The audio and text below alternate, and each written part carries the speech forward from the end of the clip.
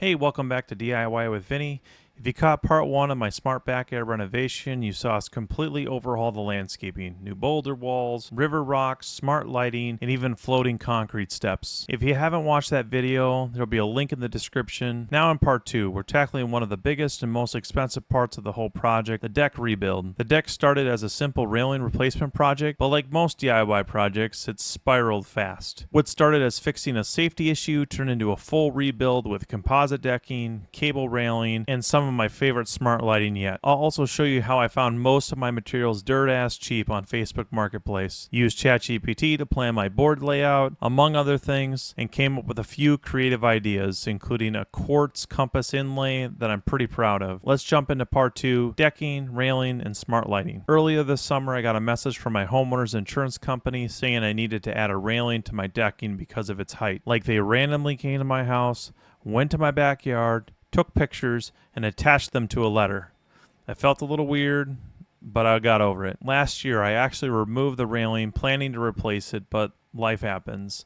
And let's be honest, fixing railing isn't exactly the sexiest project out there. But this year, I had no choice. No railing meant no homeowner's insurance. Once I started digging in, I found out a lot more was wrong. The deck boards were starting to rot, the stair stringers were rotting, and the deck support posts weren't much better. I wasn't about to put a brand new railing on top of a failing deck, so I decided to tear off all the deck boards, replace the stringers, and replace the ground posts. None of this was in my budget, so I had to get really creative. I debated between traditional cedar and composite decking. I'm not going to go down the rabbit hole here, but I watched hours of video hoping to find the perfect answer. And the spoiler alert, it doesn't exist. I wanted composite, but I couldn't afford composite. Some boards were up to $150 each. So I turned to Facebook Marketplace and bingo, I found a color that multiple people were trying to offload. I grabbed a sample from Home Depot. I brought it home to ensure everyone liked it. I was a little concerned about the color matching issue between different manufacturing years, but everything really matched up. I ended up using Trex Island Mist Transcend Collection. Over the next couple of weeks, I pieced together leftover boards from marketplace sellers. I brought my color sample with me to every pickup to ensure I was getting the same color. I didn't have enough boards just yet, but I had enough to be dangerous. We started by tearing out all the old decking boards and stair stringers that were rotten. Fortunately for me, none of the joists were in bad shape. I added extra joists to the perimeter so I could add a picture frame border, which is really common for composite decking since the ends aren't finished. Then I pulled in ChatGPT to help with the layout. It calculated the exact size of the picture frame so I wouldn't end up with a half-cut row once I got all the decking boards installed. I was honestly skeptical, but it came out perfectly. I was shocked. I also used it to optimize the board usage from my random marketplace haul. Some boards were damaged, others were shorter, others were longer than I needed. ChatGPT helped me lay out everything with minimal waste and even created a diagram and cut list I could follow on site. As part of this decking project, I wanted to add an outdoor TV setup. My brother has one and I love the vibe, hanging out with friends, watching games, grilling, but my decking didn't have a great wall spot. So I came up with the idea of a waterproof TV cabinet built right into the deck itself, where the TV rises right out of the cabinet when using it and then tucks back away when not in use. I'll go into way more detail in part 3 of the series, so stay tuned for that one. When we started laying out the new deck boards, I realized, surprise, I didn't have enough. Instead of buying new ones, I knew I needed to get creative. I started scouring the internet for some decking ideas. I was looking to find that big deck energy.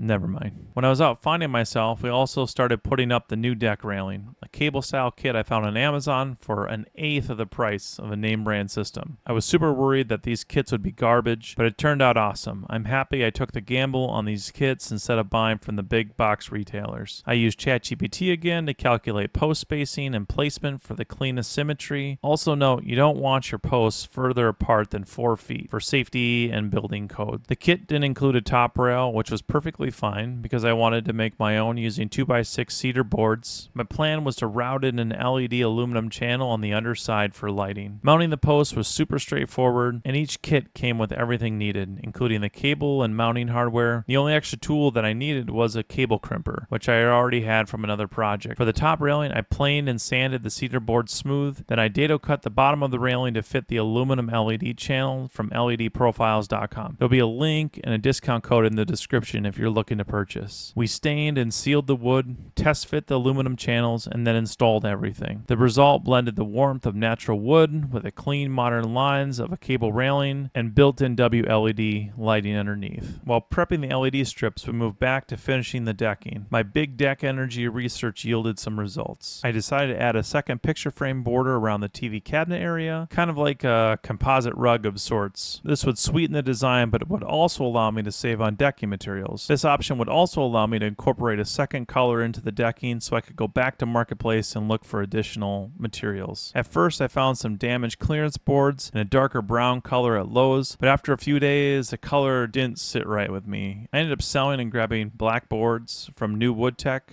that matched the TV cabinet siding. Then inspiration struck again. I'd seen a few decks online with a compass rose inlay, and I loved the idea. But instead of doing it in composite decking materials or wood like everyone else, I decided to make mine out of scrap quartz. Mainly because it's unique, but also because the materials wouldn't cost me a thing. I asked ChatGPT to help design it, and it even provided a CNC routing file for a wood template. I had a buddy run the template through his cabinet CNC machine, and we used the template to trace the design onto a piece of quartz back at my shop. We cut and polished the pieces, then reinforced the deck joists underneath to support the added weight. I 3D printed deck spacers for perfect gaps, dry fit all the boards, and traced the compass outline. Each board was cut with a miter saw for precision. Because countertop quartz is thicker than decking, we milled it down to sit flush and sealed it with the same anti-slip coating I used on the granite steps in part 1. The finished result was stunning. It catches the light beautifully and makes the deck feel really one of a kind. With the decking complete, it was time to tackle the fascia boards for the steps and the decking perimeter. Marketplace really came up short this time, so I had to bite the bullet and buy 4 12-foot fascia boards from Lowe's. They only come in one length, which means that every side of my deck has seams. Not ideal if you're OCD like me, but manageable. We installed them using a special fascia screw kit with color matching plugs, which made the finish super clean. Cutting for the stair tread was time consuming, but totally worth it. As a finishing touch, I added luminary smart deck lights to the stair treads and the fascia boards around the deck perimeter. These are the same branded lights from part 1 and tie into the same low voltage system that powers the floating step hardscape lights. At night, the fascia boards and the step lights wrap around the deck in a soft, even glow that highlights the structure and gives the space a high-end resort look. Under the top rails, I installed BTF lighting Cobb outdoor LED strips. I cut them to size and soldered between each section. This was an easy LED project compared to the LED wall I did last year. I'll be releasing a full video on that build once this series is over. I had a total of 2 strips, and only one of the 2 strips needed soldering for the 90-degree corner on the railing. I resealed the ends with hot glue and heat shrink before snapping the diffusers into the aluminum channels. The lighting turned out amazing. The combination of the fascia lights, the step lights, and the under rail LEDs created a layered effect that completely changed the deck at night. Since I finished the project heading into the fall, I also picked up a couple decorative propane fire pillars from Target on clearance. I drilled a pass-through hole in the decking to run a hidden gas line to a larger propane tank stashed underneath the deck. This was easily the most expensive part of my smart backyard renovation, but every penny shows. By sourcing materials secondhand, planning with ChatGPT, and putting in some serious creativity, I saved tens of thousands of dollars and ended up with a deck that's not only durable, it's smart, modern, and totally unique. Up next in part 3, we'll build the custom motorized outdoor TV cabinet that ties this whole space together. Thanks for watching. Don't forget to like, subscribe, and check out the links below for product info and discount codes, and I'll see you guys all in the next one.